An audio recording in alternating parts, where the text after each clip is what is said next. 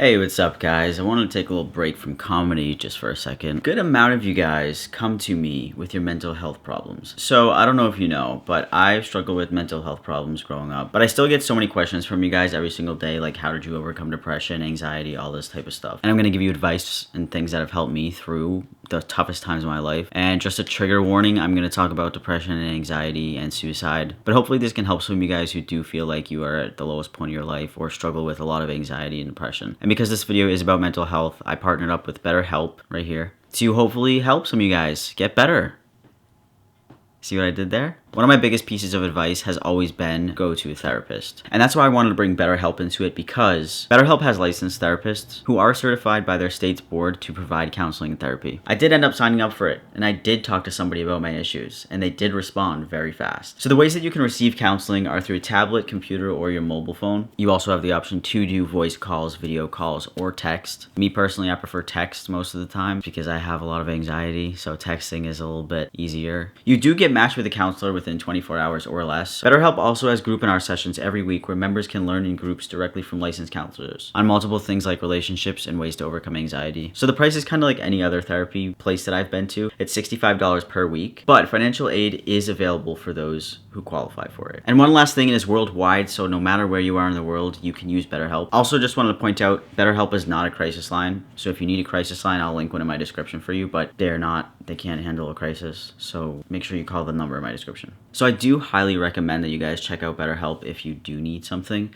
The link will be in my description. Personally, I found therapy and counseling very, very helpful for my anxiety especially, and my depression. I'm the type of person who doesn't really talk about my problems to people, like my friends and my family and stuff. So I think it's always nice to go talk to somebody who you don't know and somebody who understands. And even if you don't solve anything, I feel like it's just great to finally tell somebody something. Anyways, I'm going to talk a little bit more about me now, so sit back, relax, enjoy it, I guess. And I actually have not written anything down. I just kind of wanted it to flow naturally. I'll start off with my anxiety, because my anxiety, I'm sure, has caused some of my depression. Ever since I was younger, I've always had anxiety. I don't even remember the age. I've had it since I was a little kid. I don't know where it came from. I was like, maybe it came from being bullied all my life in middle school and high school. But I had it before then. So I don't know where the fuck did that come from? So as I got older, my social anxiety got worse, of course. That's why I got made fun of a lot in middle school and high school.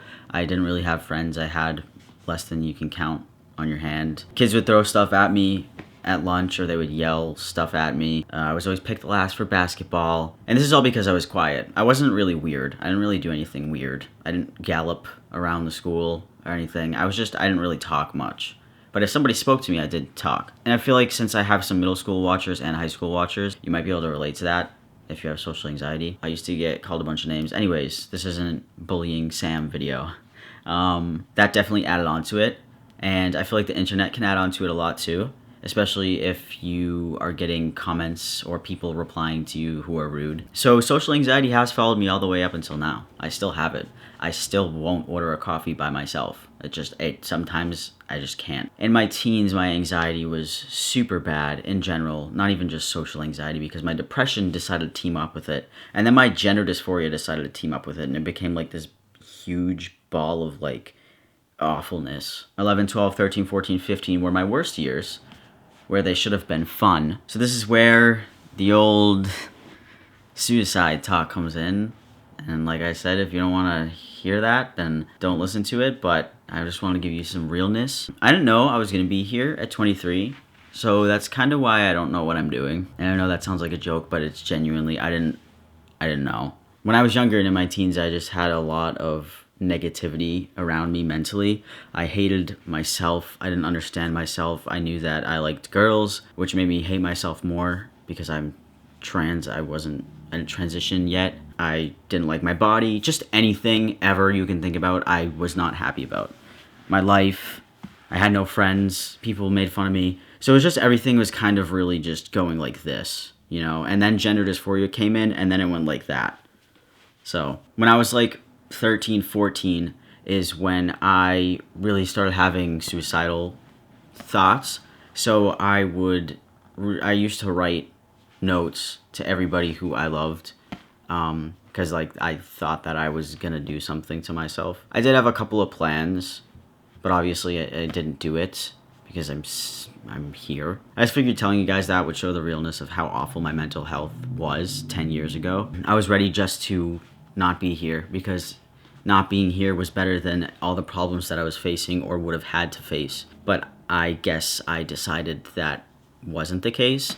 And I was like, I'm going to try to solve all these problems because fuck this shit. Like, what am I going to be sad my whole life? I didn't want that for myself. And I learned to love myself because I'm cool as fuck. What the fuck? So at 15, and even if you're not trans or anything LGBT, you can relate to what I'm going to say. So when I began my transition at 16 is when everything changed, because I became the person who I wanted to be, and I wanted happiness. I wanted nothing but the best for myself. And I was just so sick of being so sick and tired. It was exhausting. I never slept. As much as you think I would, I never slept.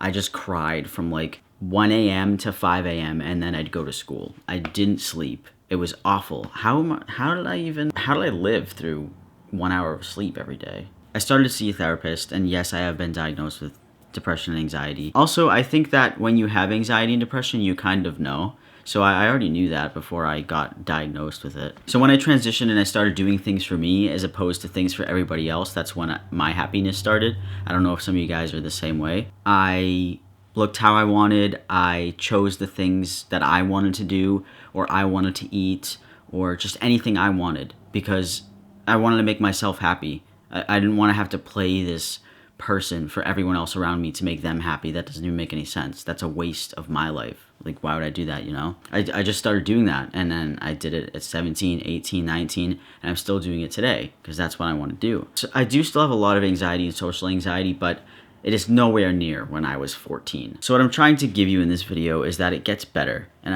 I used to hate that saying, but it does get better. I think it takes a lot to help yourself up from the depression. I think you have to get to a point where you're like, okay, fuck this shit, and you take baby steps, because that's what I did. That might not work for everybody. I just want to also say love yourself. Don't hate yourself. I feel like a lot of people have self-hatred, but you shouldn't unless you've done something awful, like suffocate a hamster. But if you've never done that, then I think you're pretty okay. There's no reason to hate yourself because your sexuality, your body, the way you sound, the way you look. Those are stupid things to hate yourself over. Imagine hating somebody else for those things. Imagine hating someone because they're overweight. Imagine hating someone because they're gay. It doesn't make sense, so why should you hate yourself? And just a little bit more about anxiety. Therapy has helped my anxiety more, just talking to somebody about it and finding ways to cope with it. And if you can't talk to somebody about it, you can always like Google things to help you as well. But I have learned some techniques from my therapist and stuff, so that has been pretty good. But you know what, at the end of the day, I always think about I still do have depression and anxiety, but sometimes they can just get worse than other days. One day you might be all the way low down here, and then another day you might be all the way up here. It just depends. So yeah, I just wanted to share a little bit of my teen years with you guys, because I don't think a lot of you know how much I went through, and I just wanted to let you know that yes, I was your age before, if you're that age, and yes, it sucked ass. Those are the worst years of my life, and I did not think it would get better at all. And now I'm 23, and I feel happiness for once in my life. Yeah, with all that being said, if you guys do want to check out BetterHelp, the link will be in my description. There's also a crisis line if you do need any help. And I'll be responding to some of the comments that I read because I want to help you guys as much as I can. So hopefully this video helps at least 5 of you or something, at least 1 of you. Yeah, with all that being said, I love you guys. Stay strong. Don't hate yourself. That's stupid. I feel so cringy, but just a little bit of love for once, and you're not going to get it ever again. So I hope you enjoyed this video. I love you guys. Peace.